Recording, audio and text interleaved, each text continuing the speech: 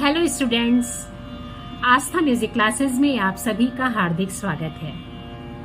पिछली कक्षा में हमने परिभाषाओं के अंतर्गत अलंकार विषय पर विस्तार से चर्चा की थी। आज की कक्षा के अंतर्गत हम कर्ण, मीण, खटका, मुर्की, गमक के बारे में विस्तार से चर्चा करेंगे। तो चलिए सबसे पहले जानते हैं कि कर्ण स्वर क्या होते हैं। गाते बजाते समय जब हम आगे अथवा पीछे के स्वर को स्पर्श मात्र करें तो स्पर्श किए गए स्वर को कर्ण स्वर कहते हैं। अर्थात जिस स्वर का प्रयोग कम अथवा स्पर्श मात्र हो उसे कर्ण स्वर कहेंगे। कर्ण स्वर को स्पर्श स्वर भी कहते हैं।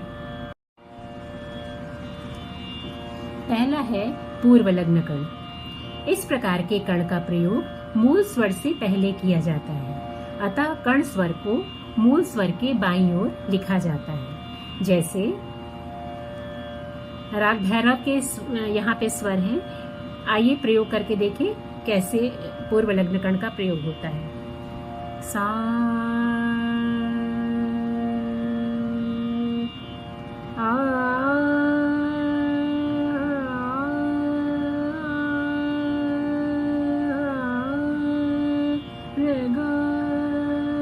न्यास करना है गंधार पे, तो गंधार पे ऋषभ का कर्ण लगा है, तो हम इसको इस प्रकार प्रयोग करेंगे।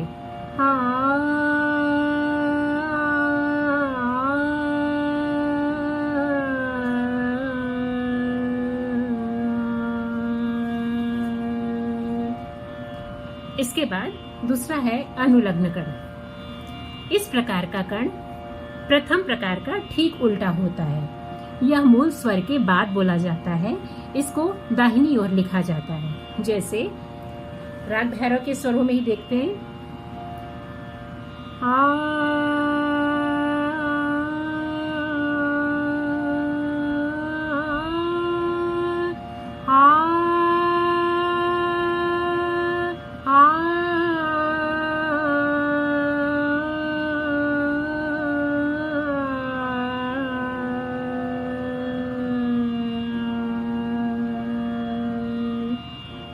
नेक्स्ट है मीण।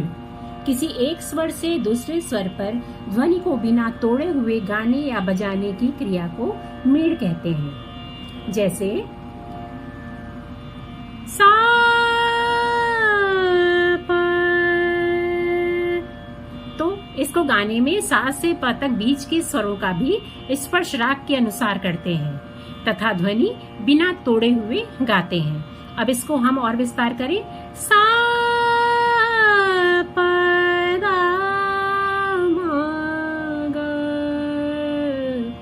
सारे ग सानी पनी सारे ग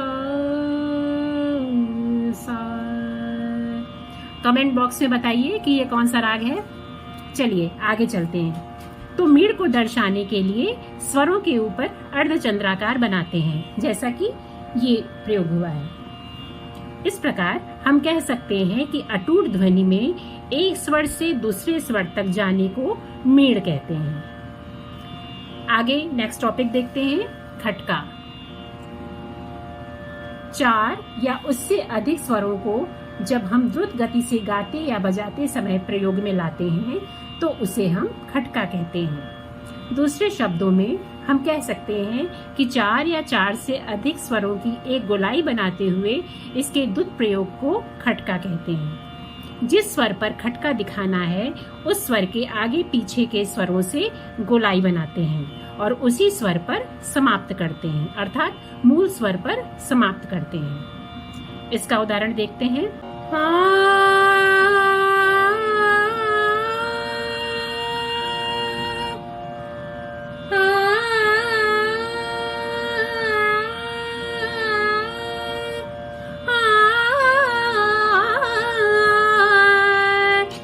खटके का उदाहरण देखिए।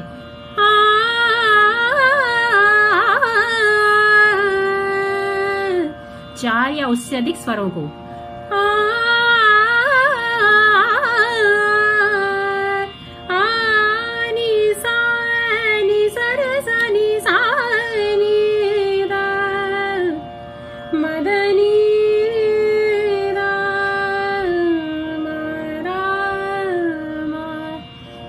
प्रयोग ध म ग ग म ग रे सा। तो ये था राग बागेश्वरी। चलिए आगे देखते हैं मुर्की। खटका और मुर्की में केवल स्वरों की संख्या का अंतर होता है। मुर्की में 3 स्वरों का एक अर्धवृत्त बनाते हैं। तो मुर्की का प्रयोग देखते हैं राग बागेश्वरी में। ग म ध म ध नि धनी धनी मदनी। अब इसमें धनी धनी स्वर सम्मिलित हैं। ग म ध धनी धनी सा सा म ग ग रे सा नि सा रे सा नि सा नि द म ध नि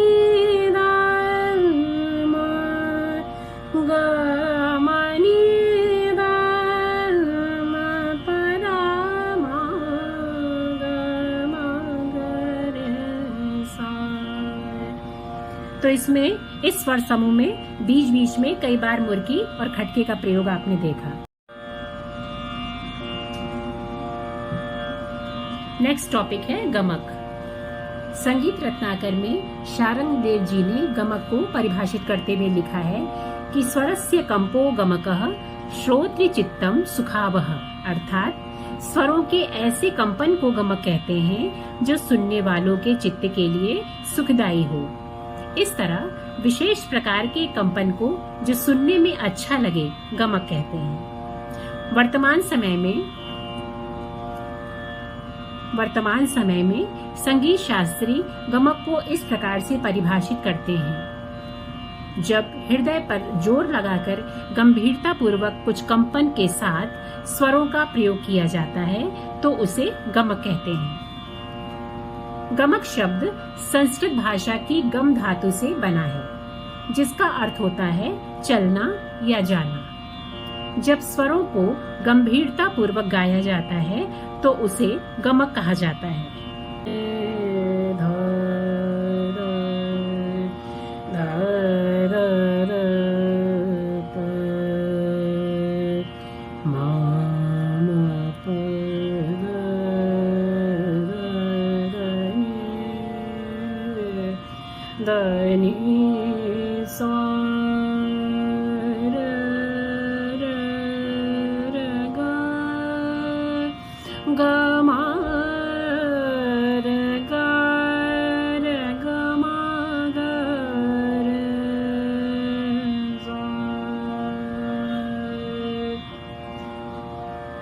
इस प्रकार से हम कह सकते हैं कि गंभीरता पूर्वक स्वरों का ऐसा उच्चारण, ऐसा गायन जो सुनने वाले के चित्त को सुखदायी हो, उसे हम गमक कहेंगे। शारंग देव के अनुसार गमक के 15 प्रकार बताए गए हैं। गमक का प्रयोग अधिकांशतः ध्रुपद गायन में किया जाता है, परंतु वर्तमान समय में ख्याल गायक भी गमक का प्रयोग अपने संगीत को, अपने गायन को अलंकृत करने के लिए करते हैं। शारंग देव जी ने संगीत रत्नाकर ग्रंथ में गमक के 15 प्रकार बताए हैं। आइए इसे समझते हैं।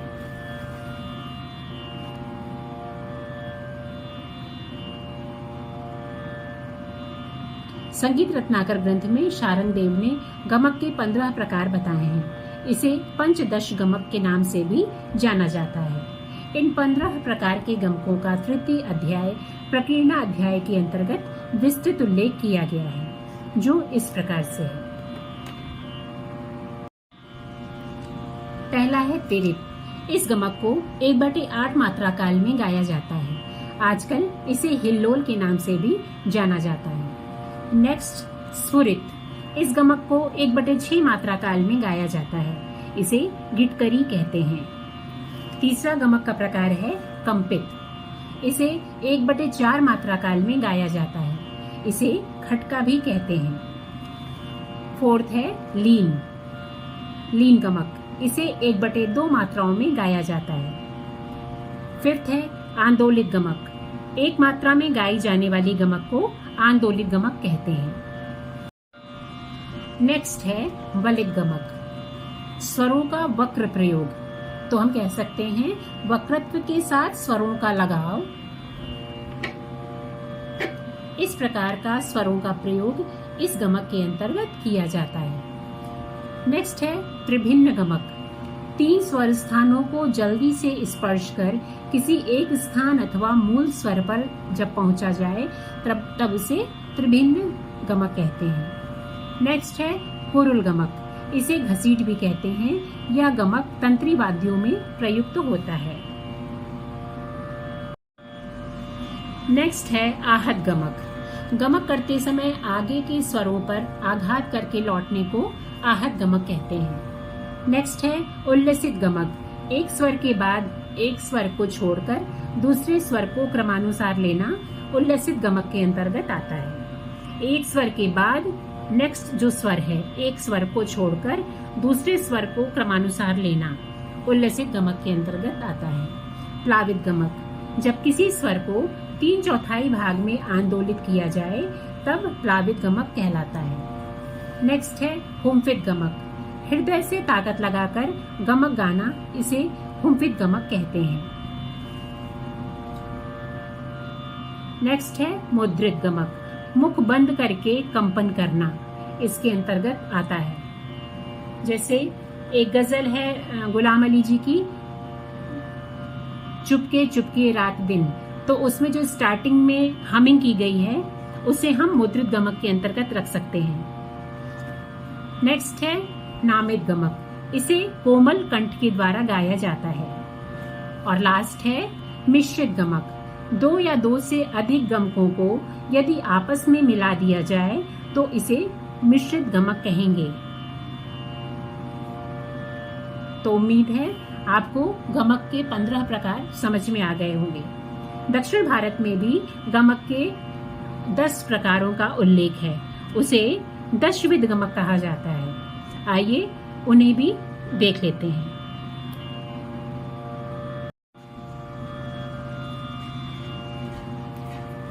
दक्षिण भारतीय संगीत में गमक के 10 प्रकार माने जाते हैं। इसे दशविध गमक नाम से भी जाना जाता है, जो इस प्रकार से है। पहला है आरोह, अवरोह, ढालु, स्फुरित, कंपित, आहत, प्रत्याहत, त्रिपुच्छ, आंदोलित और मूर्छना। ये गमक के जो 10 प्रकार हैं, ये दक्षिण भारतीय संगीत में गायन में और वादन में प्रयुक्त किए जाते हैं। इसी प्रकार अन्य विद्वानों द्वारा भी गमक के प्रकार बताए गए हैं। जैसे पंडित अहोबल ने अपने ग्रंथ संगीत पारिजात में गमक के 20 प्रकार बताए हैं, तो नान्यदेव ने भरत भाष्यम में गमक के 7 प्रकार बतलाए हैं। इसी प्रकार पार्श्वदेव ने भी संगीत समयसार में गमक के 7 ही प्रकार बताए हैं। तो इस प्रकार अनेकानेक विद्वानों ने अपने काल में प्रचलित गमकों को अपने ग्रंथों में उल्लिखित किया है। तो इस प्रकार से यूनिट 1 का 1.1 सब टॉपिक कंप्लीट हुआ। आई होप आप सभी छात्रों को मेरी द्वारा यह जानकारी उपयोगी लगी होगी। अगले वीडियो में 1.2 के टॉपिक में, जिसमें ग्राम, मूर्छना, आलाप, तान के विषय में विस्तार से चर्चा है, उस पर हम जानकारी प्राप्त करेंगे। Till then, goodbye to all of you.